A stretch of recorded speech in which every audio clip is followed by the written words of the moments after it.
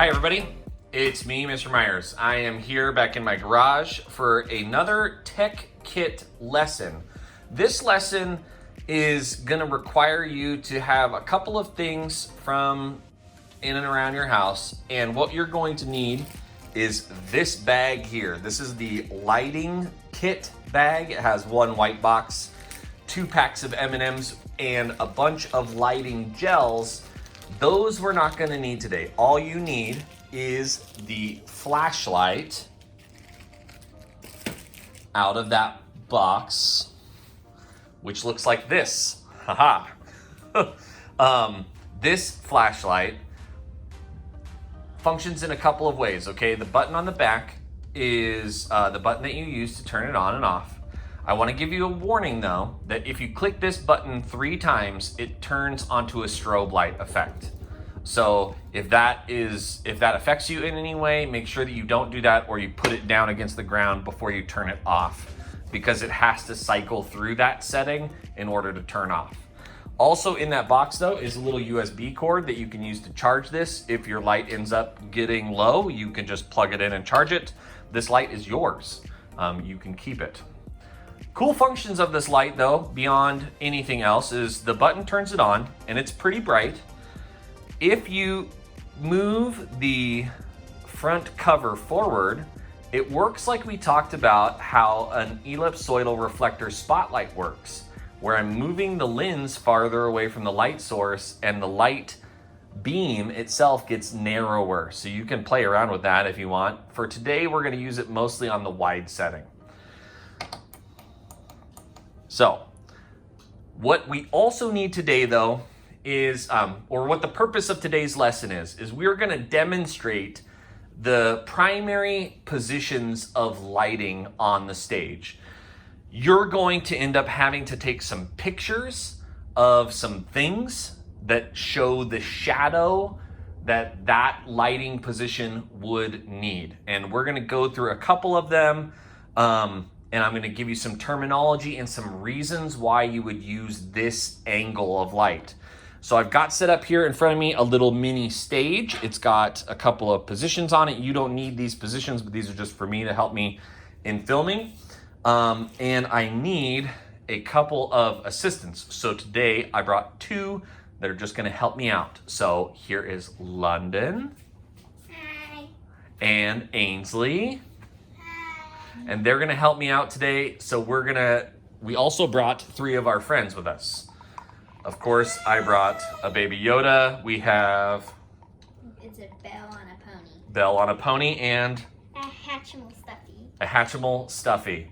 So we're gonna use these right in front of us, and that is what this camera is for. Okay, this camera is gonna give us the angle of from the audience's perspective. So we'll get this little Stuffy so that he stands up. He doesn't like standing all the time. Nope. And for this, we're gonna dim the lights in my garage. So Ainsley, go for it.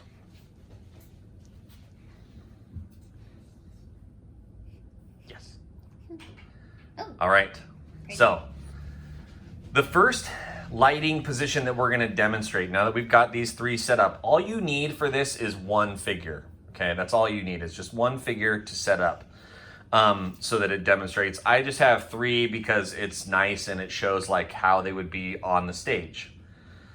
When lighting anything on the stage, you have to think about how the light hits the subject and the shadows that it creates. So the primary angle of lighting somebody on the stage is from the front, but we don't aim the light from right straight in front of them, because that creates a really weird shadow on their face. Like a statue. Like a statue, yes. And if we are aiming to simulate sunlight or simulate regular light, we aim our light from a little bit higher. We take about a 45-degree angle to the subject, and we aim our light from the front. And the first position that we're going to demonstrate is a high angle front light, centered. This position is really good for face light, for general wash of light. If you see, you can see that on these subjects, the whole of the subject is lit up fairly well. You can see also that the subjects in the front are lit up better than the subject in the back. So if I wanted to light the subject in the back, I would need a different instrument facing back that way. All right, so that's high, front, center light. London is going to hold this light at a high angled side light. Okay, a little bit closer so that we can see the shadows.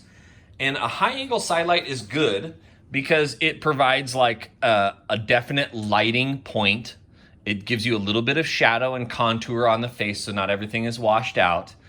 It's best if paired with another light from the other side, because what that does is it evens out the shadows on the face and the subject, but it also doesn't give us a harsh reflection like a high angled front light does.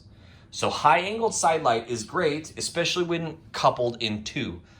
We'll talk in class about what that is actually called when you pair two lights up.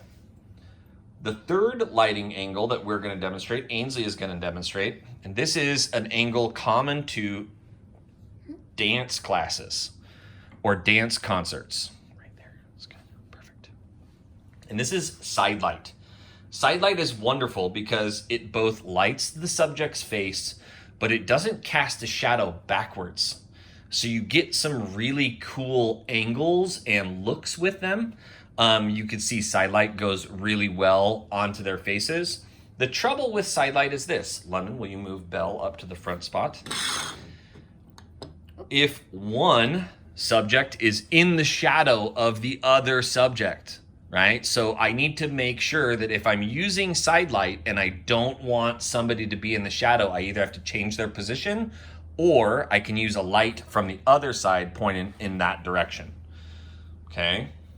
So that's side light, very commonly used in dance classes or dance concerts. The next kind of light that we're going to demonstrate is called uplight. London is going to hold this light.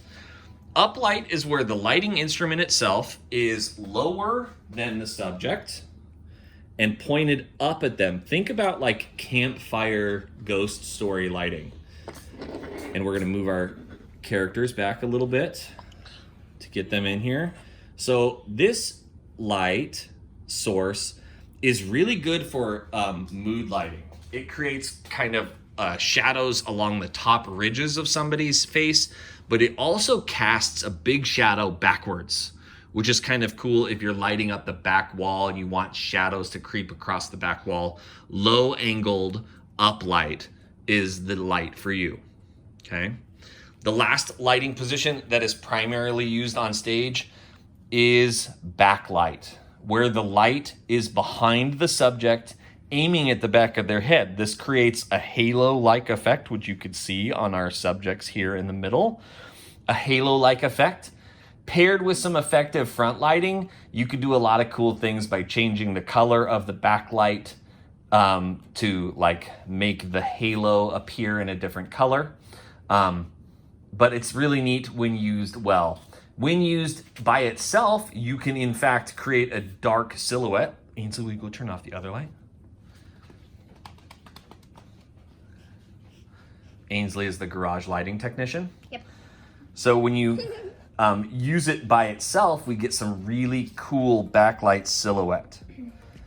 So to recap what we're gonna do, you need to demonstrate these 5 lighting positions with your subjects. A high angle front light, which looks like this. A high angle side light, which looks like this. A direct side stage light, Ainsley, hold it, which looks like this. Got to situate a little. Yep. Don't be seen. A up light, which looks like this. And a silhouetted backlight, which looks like this. Go ahead, those lights again, turn it back on. Sorry. You're all right. Just pause. Yep. Once you've done those 5, take a picture of each one of them. Get creative with your subject. I don't know, like you want to use Baby Yoda, you want to use a doll or a stuffed animal or something else at home, or a little sibling maybe to make them stand still and highlight them. You can use whatever you want. You just need to demonstrate those 5 lighting positions with pictures.